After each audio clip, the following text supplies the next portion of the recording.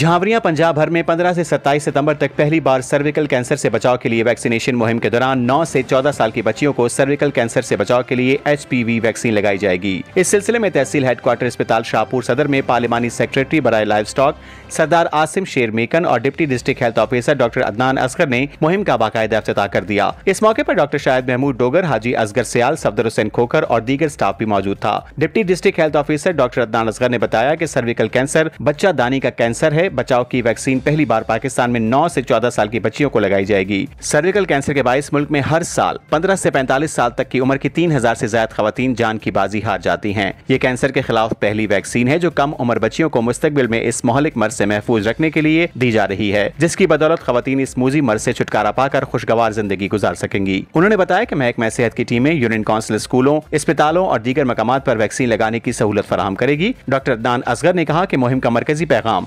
सेहतमंद बेटी सेहतमंद घराना दिया गया ताकि वालिदैन अपनी बच्चियों को इस वैक्सीनेशन के जरिए महफूज मुस्तकबिल फराहम कर सकें। बाद पार्लिमानी सेक्रेटरी सरदार आसिम शेर मेकर ने इमरजेंसी वार्ड, जनाना और मर्दाना वार्ड का मुआयना किया और अस्पताल में दाखिल मरीजों से उनकी दी जाने वाली सहूलियात के बारे में मालूमात हासिल की।